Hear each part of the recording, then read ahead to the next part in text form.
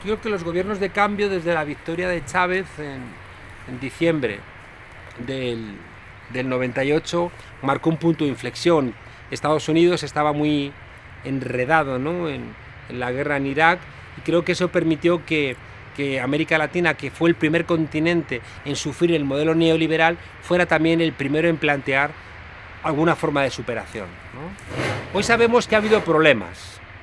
Yo creo que la agenda post-neoliberal nunca fue una agenda post-capitalista, y de alguna manera se establecieron redistribuciones de la renta, pero no se cambió en modo alguno la estructura. Se construyeron clientes con mayor capacidad de consumo, pero no se hicieron ciudadanas y ciudadanos. Creo que no estuvo a la misma altura la construcción de un cambio, ¿no?, en la capacidad de consumo, con el incremento de cultura que hubiera significado que esa gente, esos 70 millones de latinoamericanos que han salido de la pobreza desde el año 2000, pues después estuvieran siendo fuerzas activas de la defensa de esos gobiernos, y no ha sido el caso, ¿no? Creo que el ejemplo más emblemático es Brasil, ¿no?, donde esos 32 millones de personas que salieron de la pobreza no encontraron razones, ¿no?, para manifestarse en la calle contra el falso impeachment contra Dilma Rousseff. En ese sentido, yo creo que hay que celebrar, ¿no?, que hubiera un incremento del consumo, que gente saliera de la pobreza, que llegase por vez primera sanidad, educación a sitios donde antes no llegaban, que hubiera una dignificación urbanística en las zonas tradicionales de favelas, de villas miseria, de ranchos en América Latina, pero parece evidente que faltó cómo trasladar eso a un incremento de la conciencia. Y ahí también es muy relevante algo que apuntó Holloway, ¿no?, cuando él decía aquello de cambiar el mundo sin tomar el poder. Yo creo que fue un análisis equivocado, porque es imposible que tú reviertas la lógica neoliberal si no tienes el aparato del Estado. Pero sí que la amenaza del Estado, sobre la cual advertía Holloway de que había que tener cuidado porque el Estado te termina devorando, era una advertencia legítima. Y yo creo que los casos de corrupción que hemos visto en todos estos países de cambio, y que han reforzado el ataque por parte de la derecha, son parte de un error que no tenía por qué haber tenido lugar. No está escrito en ningún sitio que estos gobiernos de Brasil, de Argentina, de Ecuador, de Venezuela, tuvieran que tener casos de corrupción tan sonados. No era necesario, no está escrito en ningún sitio, ¿no? Yo creo que fue esa parte de descuido, de no ser conscientes de que cuando tú ocupas un aparato del Estado que se ha construido durante 200 años por las élites, es bastante probable que la propia lógica de ese Estado te termine devorando. Y por tanto, de cara al futuro, yo creo que las izquierdas tienen que entender que hace falta un pensamiento diferente y estructuras diferentes. Va a tener que ser el cambio con partidos políticos diferentes y con una manera diferente de estar en el aparato del Estado. Y la más evidente es que las formaciones políticas de cambio van a tener que diferenciar entre su presencia en los gobiernos y su presencia como partidos movimiento. Y hay algo que tenemos que desterrar, y es que toda la gente que dirige el partido movimiento coincida con gente que está en las instituciones, porque entonces no hay ningún sitio, ¿no?, donde poder construir algo diferente. Olha, o Garcia Linera, o vice-presidente da Bolívia, e aliás grande intelectual, ele fala da década de ouro dos progressismos latino-americanos, que começa mais ou menos nos anos 2000 até 2015.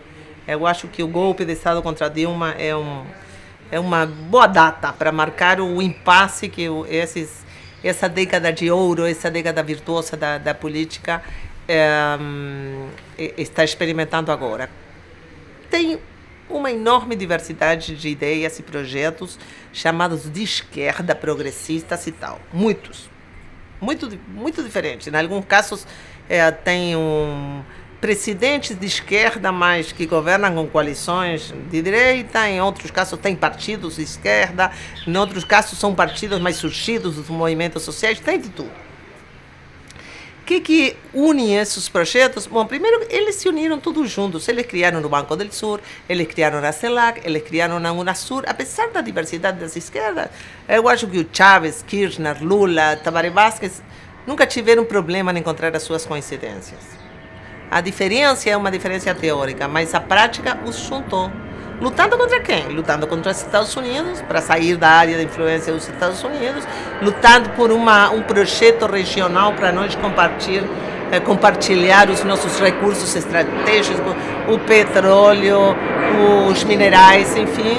Eu acho que houve uma coincidência na praxis de todos esses projetos, apesar das diferenças, que é isso que eu acho mais resgatável da década de ouro, como chama Garcia Linera, e que consistiu em o empoderamento, se diz assim, o empoderamento das mulheres, dos indígenas, dos pretos, dos trabalhadores e dos pobres. Todos eles mais ou menos fizeram isso de formas diferentes.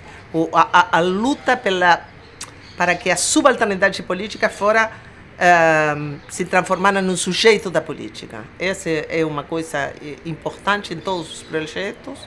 A segunda coisa é que todos eles lutaram de uma forma ou de outra contra os grandes poderes mundiais, né? Os Estados Unidos, a União Europeia, eles foram se alinhando com a Sudáfrica, com a Índia, com a China, sei lá. Todos eles, no mapa global, lutaram contra o capitalismo, os donos do capitalismo central. Em terceiro lugar, todos eles lutaram para recuperar a capacidade do Estado de ter recursos estratégicos próprios, as empresas públicas, o petróleo, no caso da Bolívia, a luta pelos hidrocarburos, no caso do Uruguai, a luta pela água. Todos eles lutaram para que os recursos estratégicos permaneçam nas mãos da nação através do Estado. E, em terceiro lugar, todos eles enfrentaram a direita, por isso que são de esquerda, porque todos eles enfrentaram a direita é Macri na Argentina, a direita é não só o PFL aqui, né, mas o partido do Fernando Henrique Cardoso, que realmente tomou partido pelo golpismo. Então, eu acho que esse impasse que nós estamos sofrendo dá para que a gente tire a venda dos olhos onde que está a esquerda, onde que está a direita, apesar de todas as disquisições teóricas e intelectuais que existem. Você tem a esquerda quando está com a luta dos trabalhadores, das mulheres, dos pretos e da parte mais pobre da sociedade, e você está com a direita quando está a favor do status quo. E pronto, também as coisas têm que ser um pouquinho mais simplificadas politicamente para ter um mapa global. Depois você dentro faz todas as distinções que quiser. Si on considère l'Amérique latine, on est frappé de la grande différence des expériences. Au Mexique, pour partir du plus au nord, se reconstruit une gauche autour de Morena.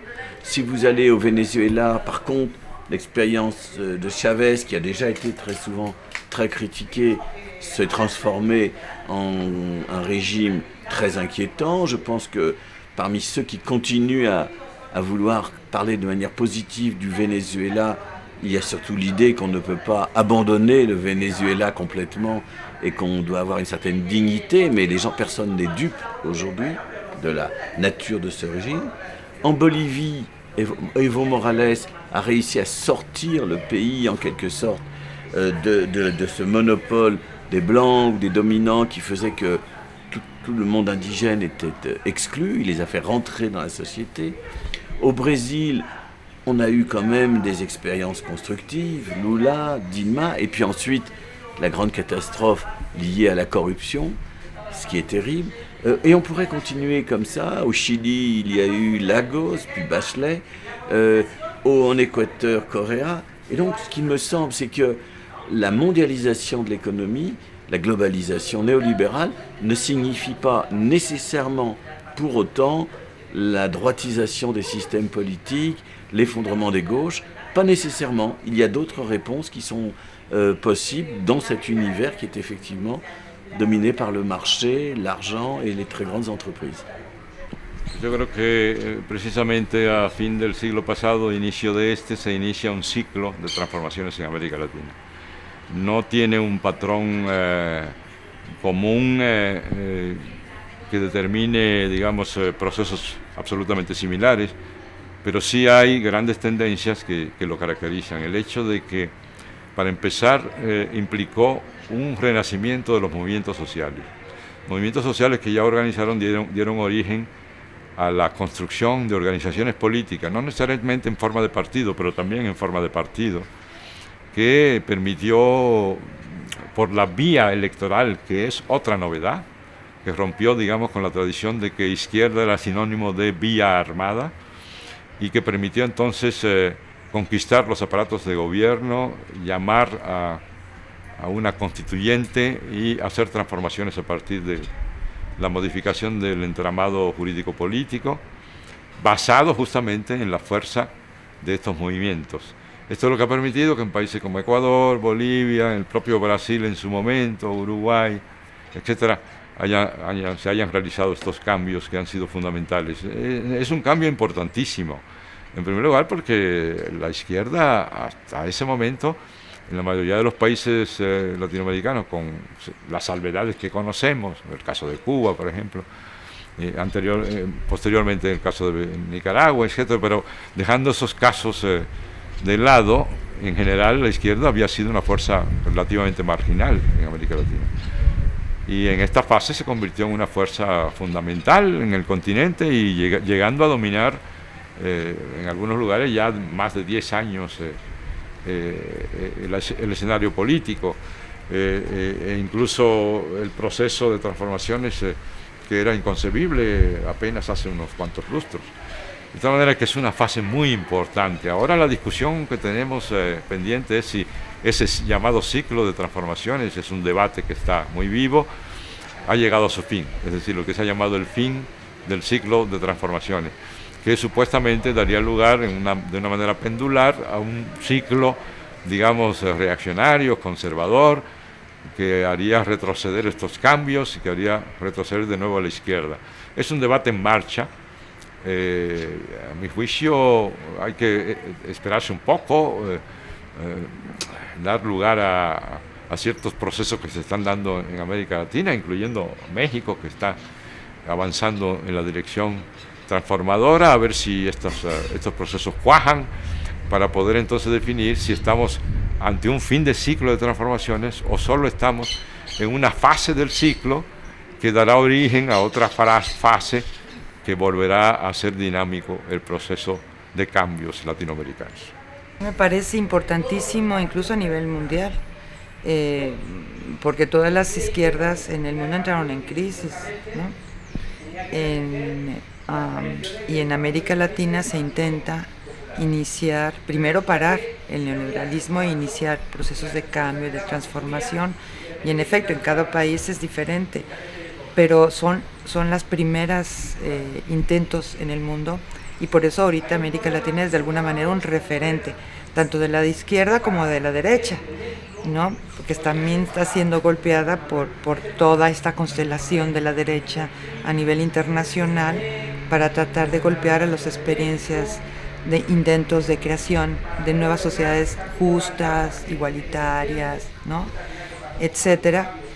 Pues la primera ensayo fue, y la primera experiencia es la de Venezuela, que ahí sigue y ahí está tratando de, con todos los avances, problemas, errores, lo que sea, pero está tratando de construir sociedades diferentes, justas, igualitarias, con todas sus dificultades.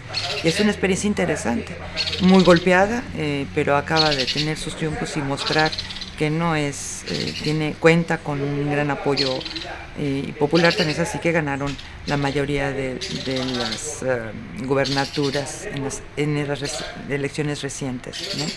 Y eso lo coloca de nuevo en una posición diferente políticamente en el plano nacional e internacional, que estaba siendo muy golpeado, ¿no? Con un intento de derrocar a Maduro. Afortunadamente esto no se logró, porque hay que defender estos procesos, ¿no?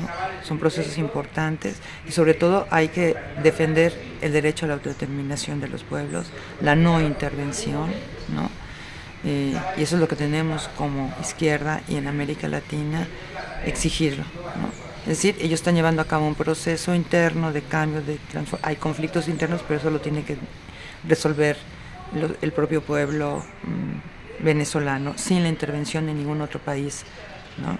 Y eso es importantísimo, el respeto a la autodeterminación y no la intervención, rechazar siempre la intervención. La otra es Bolivia, que es un proceso muy interesante. Como ustedes saben, Evo Morales, que viene en un movimiento, es apoyado por un conjunto de movimientos que se habían revelado en lo que ya se llama la guerra del agua o la guerra del gas, que es unas luchas populares en contra de la privatización del agua y del gas. Y de ahí se crea un gran movimiento que lleva a Evo a la presidencia y después a la constituyente. Y esa constituyente elabora una constitución muy avanzada que crean el Estado plurinacional, las autonomías de los pueblos, y se intenta construir un Estado realmente plurinacional. Intenta construir una institucionalidad diferente que dé respuesta a esa diversidad de nacionalidades indígenas. Ahí pues la población indígena en términos demográficos es más del 50%, entonces tiene una gran presencia. Entonces ahí también, en términos económicos también, hay una redistribución de la riqueza que ha significado el mejoramiento de las condiciones de vida de la mayoría de la población de Bolivia. También en Venezuela tenemos una crisis que es no solamente económica, es política.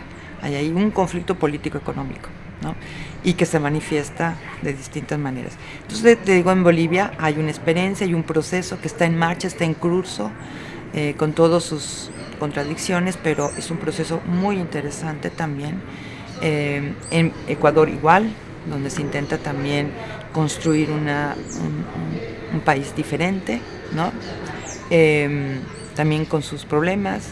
Y muy interesante porque también lo que hicieron estos gobiernos es mejorar las condiciones de vida de su población, ampliar la educación a todos los sectores, la salud, ¿no? La alimentación, etc. Y ahí va, también con conflictos internos, pero son intentos, son experiencias interesantes en este proceso. Bueno, el caso de Brasil pues es también un referente para América Latina con Lula y Dilma. Lo que pasa ahorita para nosotros también pues es un golpe. Lo que pasa en cualquier parte de América Latina es como nos afecta a todos. O sea, realmente pues América Latina somos todos.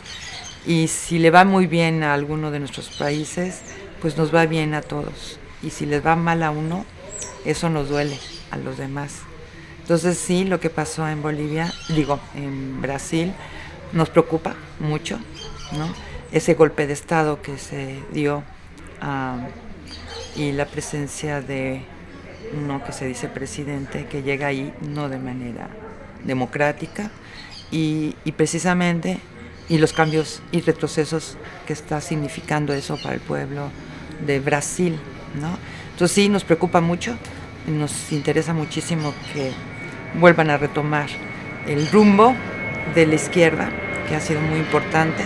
También Brasil, en el caso de Argentina, es decir, son experiencias muy diversas, procesos muy distintos y que se encuentran ahorita en etapas diferentes, ¿no? Como en el caso de Brasil, esperamos y creemos, estamos convencidos que el pueblo brasileño va a volver a retomar el camino que habían dado.